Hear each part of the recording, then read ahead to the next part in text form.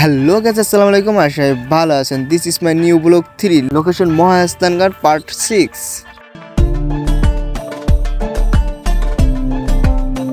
Guys, আমরা এখন চলে যাচ্ছি হযরত শাহ সুলতান বকলী তার মাজারে। চলুন তার মাজারে গিয়ে তার ইতিহাস সম্পর্কে আমরা কিছু জেনে নিই।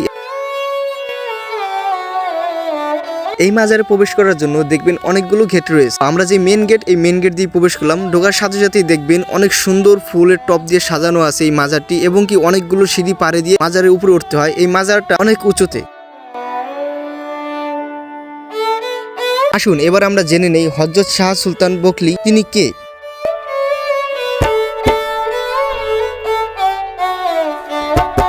হযরত শাহ সুলতান বকলী তিনি ছিলেন 1400 শতাব্দী ইসলাম ধর্মের প্রচারক। তিনি আফগানিস্তানের বালক রাজ্যের সম্রাট শাহ আলী আসগরের পুত্র। পিতার মৃত্যুর পর তাকে সম্রাট হিসাবে ঘোষণা করা হয়, কিন্তু তিনি সাম্রাজ্য ছেড়ে দরবেশ হয়েছিলেন। 44 হিজরিতে তিনি পুণ্ডব ধর্মে আসার আগে প্রথমে বাংলার সনবদ্বীপে পৌঁছেন। পরে তিনি পুণ্ডব ধর্মের রাজধানী মহাস্থানগড়ে আসেন।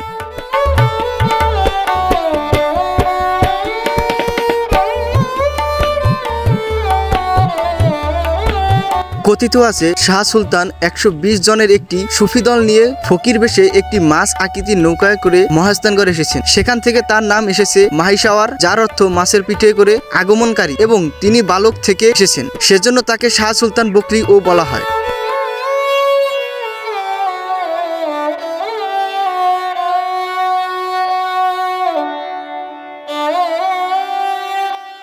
ঐতিহাসিক নানা তথ্যে বিশ্লেষণ করে জানা যায় সুলতান বকলী 1400 শতাব্দী পুণ্ডব ধর্মের অত্যাচারী ও নিষ্ঠুর রাজা পরশুরামকে পরাজিত করেন। পরশুরাম ছিলেন পুণ্ডব ধর্মের শেষ রাজা।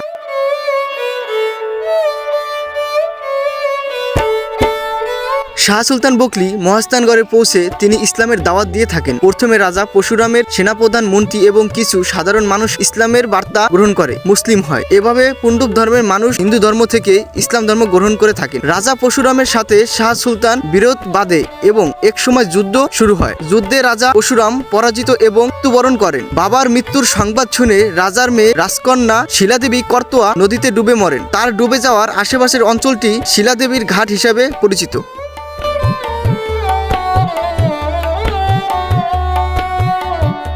গাইস, এবার আমরা এখন শাহ সুলতান বকলী তার মাজারটি সুন্দরভাবে দেখে নিই। এরপর আমরা তার ইতিহাস সম্পর্কে আরো কিছু জেনে নেব। এই মাজারে সুন্দরভাবে লেখা আছে এই মাজারে কেউ সেজদা করবেন না। তারপর আমরা অনেক সময় দেখি মাজারে মানুষ সেজদা করে থাকেন।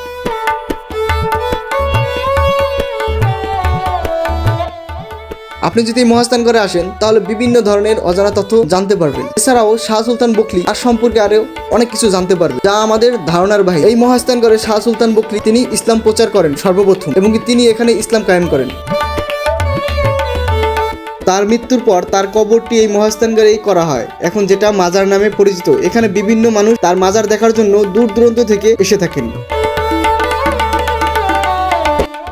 মহাস্থানগড়ে এই মাজারে আসলে আপনি দেখতে পারবেন এখানে বিভিন্ন ধরনের দোকানপাট রয়েছে, এবং কি অনেকে অনেকভাবে এখানে খেলা দেখা, যেমন এখন একজন সাপ খেলা দেখাইতেছেন। আমরা অনেকক্ষণ দাঁড়িয়ে এখানে সাপ খেলা দেখলাম। এরপর এই মাজারে যদি আপনি ঘুরেন দেখবেন অনেক পাগলা ভক্ত আছে, তারা নিজেদের মতো করে গান গাইতেছে এবং কি আরো অনেক কিছু করতেছে। আর এই মহাস্থানগড় এই মাজারে শেষ পহেলা বৈশাখ নামে একটি অনুষ্ঠান হয়। শেষ পহেলা বৈশাখের অনুষ্ঠান আমার সামনের ব্লগে থাকবে, অবশ্যই দেখবে। আসেন এবার এই মাজারের কিছু পাগলা ভক্তের গান শুনে নেওয়া যাক।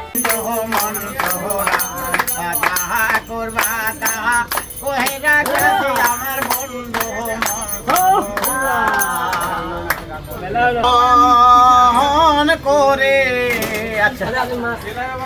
সেই রাজা দয়া লাগে জানি না তুমি রমন করে তাই রাজা দয়া লাগে জানি না রমন করে তাই রাজা মাদর দিলাগে জানি না হায় হায় হতে দায়া আল্লাহ নবী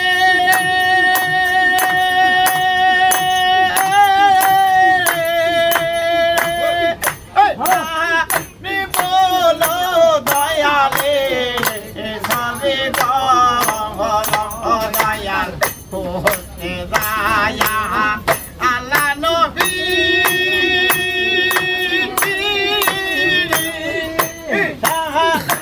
বল